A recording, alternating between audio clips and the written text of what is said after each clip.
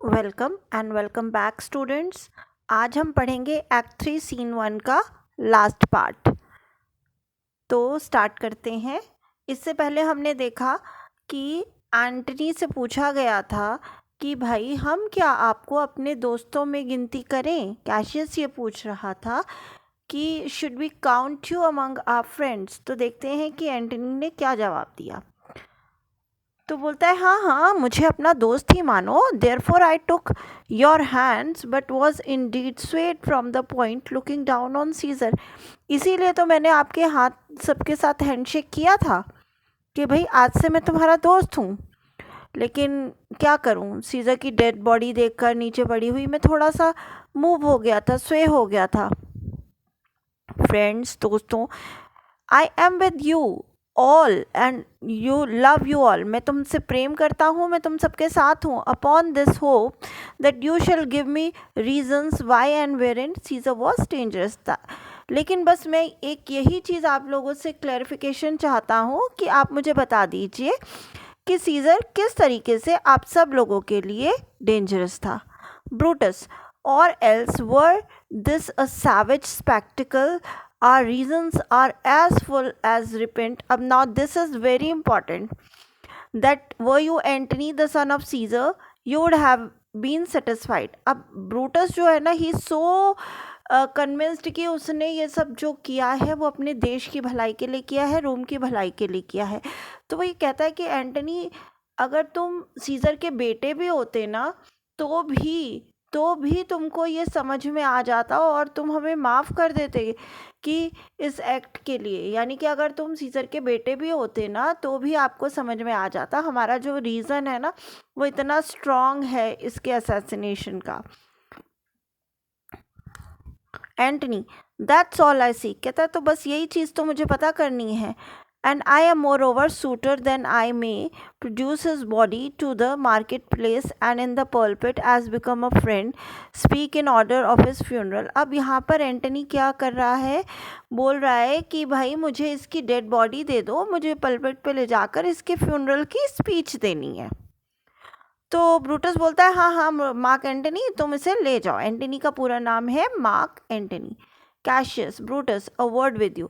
अब वो कहता है कि कैशियस ब्रूटस से कि थोड़ा सा साइड आ जाओ। असाइड टू ब्रूटस का मतलब होता है कि जैसे जूलियस सीजर एक प्ले है और इसको इनैक्ट किया जाता है, तो जो बात दो लोगों के बीच में हो रही है वो पूरी पब्लिक को तो पता होनी चाहिए, लेकिन वो एक साइड में ले जाकर ऐसे दिखाया जाता है कि भाई वही दो लोग, दो कैरेक्टर्स आपस में बात कर रहे हैं और बाकी लोगों का उसमें कोई इन्वॉल्वमेंट नहीं है। तो साइड में जाकर क्या बात करते हैं, तो कैशियस उसे बोलता है कि नहीं, हमको ये स्टेप नहीं उठाना चाहिए, ब्रूटस ने जो परमिशन दी है वो सही नहीं है, उसको डेड बॉडी के साथ स्पीच नहीं देनी चाहिए। तो अब देखते हैं कि ब्रूटस क्या बोलेगा उसको। तो ब्रूटस कहेगा कि नहीं, ऐसा नहीं है, कि देखो उससे पहले मैं स्पीच दूंगा, ठीक है। और वो पहले हम पढ़ लेते हैं कि शेक्सपियर लैंग्वेज में क्या है वो, ठीक है। तो ब्रूटस कहता है aside to Cassius, by your word pardon I will myself to the pulpit first. मतलब कि मैं पहले पल्पिट पे जाऊँगा, पल्पिट पे जहाँ पर भी उसने स्पीच देनी है ना तो पहले मैं दूंगा। यानी कि वो ये कहना चाह रहा है कि पहले लोगों को मैं जस्टिफिकेशन दे ही दूंगा जब सीजर की डेथ की, तो फिर एंटनी क्या ही कर लेगा, ठीक है। And show the reason of the Caesar's death, what Antony shall speak I will protest, he speaks and leaves by the permission. और उसके बाद वो जो भी बोलेगा हमारी परमिशन से ही बोलेगा। And that we are contented Caesar shall all the true rights, यानी कि वो जो भी कहेगा मतलब कि वो बहुत ही डेंजरस नहीं है सिचुएशन, वो इसकी एडवांटेज क्या ही ले लेगा। अब हम देखते हैं कि यहाँ पे ब्रूटस एकदम ही गलत है और इस चीज़ का खामियाजा उन्हें बाद में भुगतना भी पड़ेगा। यहाँ पे कैशियस जो था उसका जो डर था वो काफ़ी सही था। Cassius, I know not what may fall, I like it not. वो कहता है कि पता नहीं क्या होने वाला है पर मुझे ये चीज़ अच्छी नहीं लग रही है। Brutus, Mark Antony, here take your Caesar's body and you shall not in your funeral blame us. अब वो कहता है कि ठीक है, ये लो आप सीजर की बॉडी लेके जा सकते हो, पलपेट पे बोल सकते हो, लेकिन हमारी कुछ एक शर्तें हैं। पहली बात तो आप फ्यूनरल स्पीच में किसी भी कॉन्स्पिरेटर को ब्लेम नहीं करेंगे, ठीक है, और ये बोलोगे कि तुम्हें यहाँ बोलने की परमिशन हमने ही दी है। Else shall you not have a hand at all, या फिर आपको बोलने की परमिशन हम बिल्कुल भी नहीं दे रहे हैं, ठीक है। तो अब देखते हैं कि आगे क्या बोलेगा। And you shall speak in the name same pulpit where I am going to, यानी कि ब्रूटस कह रहा है कि जिस पल्पेट पे मैं बोलूँगा ना, मैं स्पीच दूंगा, उसी पर आप दोगे और मेरे बाद दोगे। एंटनी बी इट सो, तो कहता है ठीक है, चलेगा मुझे। आई डू डिज़ायर नो मोर, इससे ज़्यादा तो मुझे कुछ और चाहिए भी नहीं था। Brutus prepare the body then and follow us, तो कहता है ठीक है, बॉडी को प्रिपेयर करो और हमारे पीछे आ जाओ। अब यहाँ पे एंटनी रिमेन्स, यानी कि सारे कॉन्स्पिरेटर्स चले गए हैं। तो ये जो पोर्शन है, यहाँ पर एंटनी ने जो भी बोला है वो दिल से बोला है अपने प्रिय मित्र के लिए, क्योंकि उसे आसपास सुनने वाला कोई भी नहीं है। O pardon me thou bleeding piece of earth, यहाँ पर कई बार क्वेश्चन पूछ लिया जाता है कि who is the bleeding piece of earth. तो ब्लीडिंग पीस ऑफ अर्थ कहा गया है जूलियस सीजर को। I am meek and gentle with these butchers, यहाँ पे बुचर्स कौन है, यहाँ पे बुचर्स हैं सारे कॉन्स्पिरेटर्स। और मीक एंड जेंटल मतलब कि मैं बहुत ही मीक कहते हैं कि कमज़ोर हो गया, जेंटली बहुत बात कर रहा हूँ तुम्हारे मारने वालों से, तुम्हारे कातिलों से।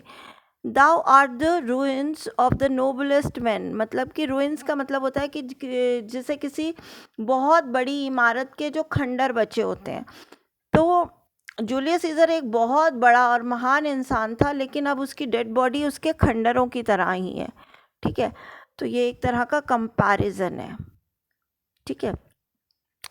That ever lived in the tide of the time, woe to the hand that shed thy costly blood, वो कर्ज कर रहा है उन हाथों को जिन्होंने उन जूलियस सीजर का इतना कीमती लहू बहाया है। Over Dai wounds now do I prophecy, और तुम्हारे इन्हीं जख्मों के ऊपर मैं ये प्रोफेसी करता हूँ, मैं ये फोरटेल करता हूँ, फोरकास्ट करता हूँ, या मैं ये बोलता हूँ कि ये हो जाए। Which like dumb mouths to open to their ruby lips, यानी कि वो कह रहा है कि एक एक जख्म जो है वो एक एक मुंह की तरह है, ठीक है। To beg the voice of the utterance of my tongue, I curse shall light upon the limbs of the man. अब वो यहाँ पर पूरे के पूरे रोम को बद्दुआ दे रहा है, कर्स कर रहा है। क्या कह रहा है कि भाई रोम में क्या होगी, domestic fury, fierce civil strife shall cumber all the parts of the Italy. Blood and destruction shall be used, and dreadful objects so familiar that mothers shall but smile when they shed. Behold, the infants quartered with hands of war, and all pity choked with the customs of fell deeds. इसका मतलब है कि रोम में इतना ज़्यादा bloodshed, इतना ज़्यादा destruction हो जाएगा कि माएँ जिनके छोटे छोटे बच्चों को, इन्फेंट्स होते हैं जो गोद में लिए हुए बच्चे होते हैं, उनको चार चार क्वार्टर्ड मतलब काट दिया जाएगा। कितने हिस्सों में, चार चार पाँच पाँच हिस्सों में काट दिया जाएगा, तब भी उनके कोई असर ही नहीं होगा। मतलब वो इतने यूज टू हो जाएंगे ब्लडशेड के। ये पूरे रोम के लिए वो बददुआ दे रहा है कि रोम में ये सब हो जाए, क्योंकि जूलियस सीजर का कत्ल हो गया, उसके कत्ल से वो इतना दुखी है। With aid by his side, come hot from hell, shall these confines with the monarch's voice cry havoc, and let slip the dogs of war, that is foul deed, shall smell over the earth। मतलब ये बहुत ही ज़्यादा बुरी तरीके से कर्ज कर रहा है। वो कह रहा है जो गॉडेस होती है वॉर की, वो यहाँ पे खुली छूट जाएगी, यानी कि यहाँ पे डेथ, फ्यूरी, डिस्ट्रक्शन सब कुछ होगा, ठीक है। और लोग रो रहे होंगे, चारों तरफ कॉप्स ही कॉप्स होंगे, यानी कि डेड बॉडीज़ ही डेड बॉडीज़ होंगी। अभी वो ये सब बोल रहा है और बहुत तेज़ बोल रहा है। उसी समय ऑक्टेवियस सीजर का सर्वेंट एंटर करता है। ठीक है, तो मार्क एंटनी मुझसे पहचान जाता है और वो भी बोलता है कि हाँ मैं मार्क एंटनी, मैं ऑक्टेवियस सीजर का ही सर्वेंट हूँ। Caesar did write him for the come to Rome, वो बोलते हैं हाँ हाँ उन्होंने बोला था कि वो रोम आ रहे थे servant. He did receive his letter and his coming and bid me say that a word to mouth, कहता है कि हाँ वो यहाँ आ रहा है और वो मुझे उसने भेजा है अपना कोई मैसेज देने के लिए कि भाई वो रोम आ रहा है। एंटनी अब वो क्या बोलता है, thy heart is big, get the apart and weep. अब passion I sick is catching for mine eyes, seeing these breeds of sorrow stand in thine, begin to water, is thy master coming। अब यहाँ पे Antony को ना एकदम से थोड़ा सा रियलाइजेशन हुआ है, वो ना किसी ट्रांस में ही चला गया था कि इतना ज़्यादा कर्ज कर रहा था पूरे के पूरे रोम को और सारे कॉन्स्पिरेटर्स को। अब वो ये कह रहा है कि यहाँ से थोड़ा दूर जाकर हमको ये सब बोलना चाहिए, इतना ज़्यादा लाउड अपने एक्सप्रेशंस नहीं रखने चाहिए। सर्वेंट बोलता है कि भाई वो जो है उसका मास्टर वो यहाँ से 7 लीग्स दूर है, ठीक है, 1 लीग होती है 3 माइल्स और ऑक्टेवियस सीविजर इस समय 7 माइल दूर है, तो 7 3 से 21 यानी कि 21 माइल्स वो दूर है। तो एंटनी कहता है पोस्ट बैक, जितनी तेज़ी से हो सकता है वापस जाना तुम वापस चले जाओ, ठीक है, और वापस जाओ और क्या बोलो, अपने मास्टर को बोलो कि भाई इस वक्त जो रोम की कंडीशन है वो ठीक नहीं है, ये मॉर्निंग रोम है, डेंजरस रोम है, जो लोग सीज़र के दुश्मन हैं वो ऑक्टेवियस सीज़र को भी कोई ना कोई नुकसान पहुंचा सकते हैं, इसलिए जाकर उसे ये मैसेज दें कि वो जहाँ पर भी है वहीं रुके, स्टे अ वाइल, वहीं रुके, and they shall not back till I have borne this corpse, और जब तक इस कॉप्स को मैंने डिस्पोज नहीं कर दिया तब तक आप नहीं आओगे। Into that market place there shall I try in my oration, oration होता है स्पीच, वो उसे बता रहा है कि मार्केट स्पीच पे जो मुझे देनी है उसमें मैं कोशिश करूँगा। किस चीज़ की कोशिश करेगा एंटनी, देखते हैं। The people take the cruel issue of these bloody men according to which thou shall discourse, मतलब कि मैं पूरी कोशिश करूँगा कि जो आम जनता है वो इन कॉन्स्पिरेटर्स के सही मकसद को पहचान सके और इनके अगेंस्ट हो जाए और इनके अगेंस्ट करने की वो पूरी कोशिश करूँगा, ये वो बोल रहा है उसके सर्वेंट को। और ये कह रहा है कि ऑक्टेवियस को ये बोल दो जाकर कि ऑक्टेवियस कि अभी मुझे यहाँ पे थोड़ी सिचुएशन को हैंडल कर देने दो और आप जहाँ पे हो वहीं पे रहो। With this we come to the end of Act 3 Scene 1. I hope it was clear to you students. In case there's any doubt you can always message me. I'll try to answer you as soon as possible. Thank you students.